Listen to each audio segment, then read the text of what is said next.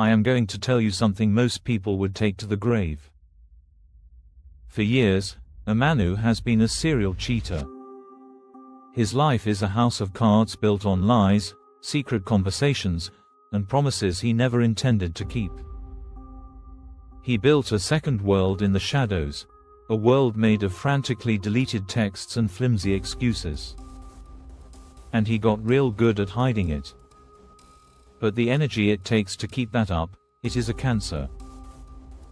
It starts as a small, manageable secret, but it metastasizes, eating him alive from the inside out until there is nothing left of the real you. He hit a rock bottom so deep he was sure he would never climb out. The moment that House of Cards came crashing down was not just a bad day. It was the total demolition of the world he knew, and the person he was pretending to be. If you are watching this, you know that gut-wrenching, world-ending feeling. You feel trapped in a cycle you cannot break, you are disgusted with yourself, and you are desperate for a way out. This is the brutally honest guide to how he finally faced his own demons to change. It is not easy. But I promise you it is possible. And it starts with the hardest step of all. Please like, subscribe and share. This video is very impactful. Share to let everyone know that healing is possible after cheating. Before we get to the how-to, let's be real about where you're at right now. It is chaos. It is a constant storm of shame, guilt, adrenaline, and fear. You are juggling two different lives and living with a knot of panic in your stomach. Let us admit it, part of you gets a thrill from it. The validation, the novelty, the rush of being desired. But the other part of you, the part that clicked on this video, is exhausted. You are tired of the person in the mirror. You are tired of your heart jumping every time your phone buzzes. You are tired of the damage you're causing to someone you might love. Having to twist the arguments all the time to something unrelated to the real problem. Like having to tell the person, you shout at me too much, you have no respect for me, you even send videos of what a man needs to be validated. Deep down you know all this is far from the truth. Here is the thing. Cheating is not just an action, it is a symptom. It is the check engine light on your dashboard, flashing red for something broken deep inside. You cannot fix it by putting tape over the light. You must look under the hood. It is a profound insecurity that craves constant approval. Maybe you are an impulsive person who chases the next high without thinking about the wreckage you leave behind. Or maybe, you are a deep-seated narcissistic selfish person. For many, it is a nasty cocktail of all three. You do not stop cheating by just trying to justify that you are good and that you do your manly duties. You stop by finding the broken part and rebuilding your entire sense of self from the ground up. Remember, this has been happening for years. These steps are not a quick fix. They are a blueprint for tearing down the old you and building someone new. Section 1. The first step: brutal honesty with yourself. Alright, the first step is the one that is going to make you want to click away. You must stop lying to yourself. This is like stepping out of a funhouse full of distorted, flattering mirrors and looking into one that is brutally clear and magnified. You need to sit down in a quiet room, with no phone, no distractions, and ask yourself the question you have been running from. Why do I really do this? And you must answer with unflinching honesty. Do not settle for easy answers. It is not just because you were bored, or your partner wasn't paying attention to you. Go deeper. Are you hooked on the adrenaline of doing something forbidden just to feel alive? Is your self-esteem so low that it is like a leaky bucket, needing a constant stream of new desire just to feel full? Or are you a narcissist who feels entitled to whatever you want, no matter who it hurts. For Manu, it was a toxic mix of insecurity he had been carrying since he was a kid and a desperate need to be validated. He did not feel attractive unless someone new found him attractive. Admitting that aloud felt pathetic. It was shameful. But you cannot fix a car if you refuse to look at the engine. This is the most painful part because you must look at the ugliest parts of yourself without any filters. So, what is the truth you have been avoiding? Write it down. Say it aloud. Own it. Because until you do, every promise you make to change is just one more lie. This is not about blaming anyone else. This is about taking 100% accountability. Section 2. Closing the door, for good. Once you have started to figure out your why, the next move must be fast and decisive. You must end the affairs. This is like a surgeon removing a tumor. It cannot be done slowly or partially. It must be a clean, final, and respectful cut. There is no weaning yourself off. There is no, let's just be friends. That is like a recovering alcoholic keeping one beer in the fridge. You are just leaving the back door unlocked for your addiction to sneak back in.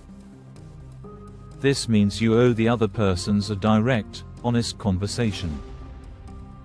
Tell them you are ending it because you are committing to changing your life and fixing yourself. Be crystal clear that all contact must end. No texts. No calls. No, just checking in. Then, you must follow through. Block their number. Delete them on social media. Erase every feasible way for you to get your fix. It will feel cruel, but it is the kindest thing you can do for everyone. It forces them to move on, and it removes the biggest trigger for your own self-destruction. This step is about proving your commitment with actions, not just words.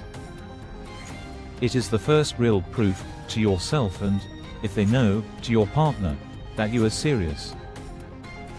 It is going to be hard. You will feel a void. Those persons filled a need, whether it was for excitement, validation, or escape. When you shut that door, you will feel that emptiness. It is withdrawal, plain and simple, and you must be ready to sit in that discomfort. You must go through it to get to the other side. Section 3. Starving the monster through radical transparency.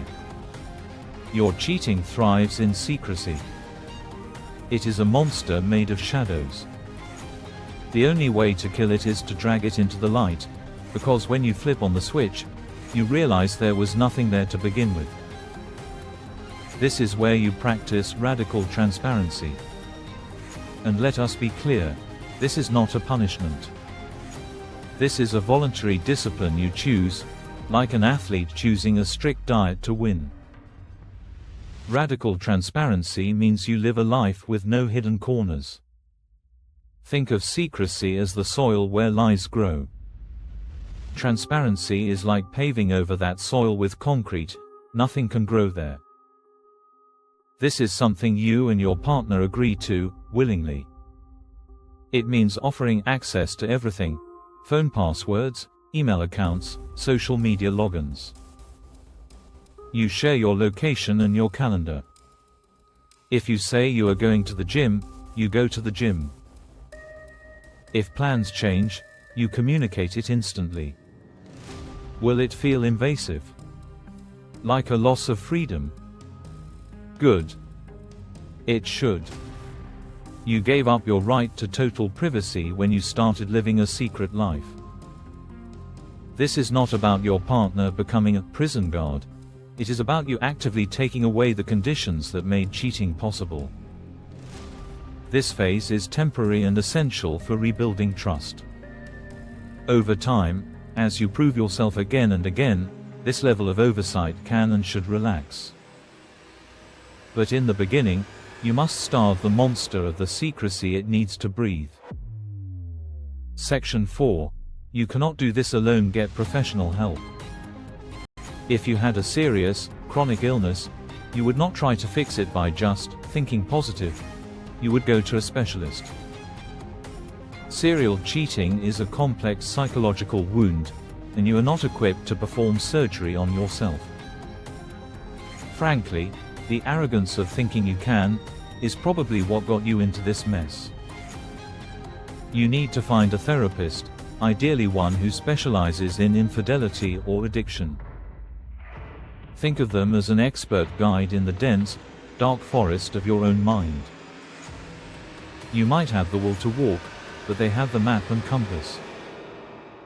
Individual therapy is non-negotiable. That is where you will do the deep, painful work on the why you uncovered. A good therapist gives you tools to understand your triggers and build healthier ways to cope. If your partner is willing, couples counseling is also critical. It is a neutral space to see if you can rebuild a house that has burned to the ground. You cannot just repaint the charred walls. The old relationship is dead. The infidelity killed it. Couples therapy is where you find out if you can build a new, better one together from the ashes. It is not a place for you to beg for forgiveness, but a workshop to learn entirely new ways to communicate, to stop reverting to lies, and switching moods to get your way. Change is possible, but it takes professional guidance. Section 5. Finding a new, healthy thrill. Let us be brutally honest again, part of cheating is the thrill. The risk, the novelty, for example, saying others are doing it. The dopamine rush is a powerful drug. For many serial cheaters, a quiet life of monogamy sounds incredibly boring. A huge mistake is thinking you can just white-knuckle your way through that boredom. You will fail. Your desire for intensity is a powerful river of energy. You cannot just dam it up, you must redirect its flow. You need to find a new, healthy outlet for that energy. Put that high-performance engine in you onto something challenging that will build your life, instead of driving it recklessly through city streets. If you crave adrenaline, start rock climbing, start training for a marathon, or learn mountain biking. If you crave novelty, sign up for a challenging class like electrical installation, learn a new instrument, or start a creative project that completely absorbs you. You must channel that compulsive energy into something that builds you up, not tears you down. You cannot gain respect in this form. Your partner probably will start to disrespect you. You will probably use this as cause and effect to justify your serial cheating behavior. This does two things. First, it gives your brain a non-destructive source for the stimulation it is wired to seek. Second, it helps you build a new identity. You stop being the person with secrets, and start becoming the person who runs marathons, or the person who's building a business. You start building self-worth based on your own discipline, instead of the cheap high of someone else's fleeting desire. If you just try to suppress that intense energy, it will eventually break through and drown you all over again. Call to action and conclusion. The path that has been laid out is not a 30-day challenge. It is a long, humbling, and often brutal process. It is a lifelong commitment to being aware and disciplined.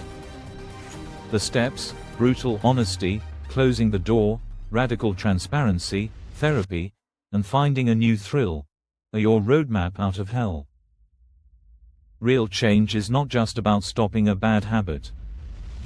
It is about becoming a person who does not need that habit anymore. It is about becoming a whole, accountable partner. The old version of your relationship is gone for good, but this process gives you a shot at building something new. Think of it as a relationship 2.0, one built on a new operating system based on actual truth, with all the old security flaws patched for good. The only way out is through. It is a hard road, but you do not have to walk it alone. If this guide hit home, subscribe for more brutally honest advice on rebuilding your life. The real work starts right now. So, what is the one truth from which you have been running from? And what is one small thing you can do today to finally face it? Your recovery starts with that single, honest answer.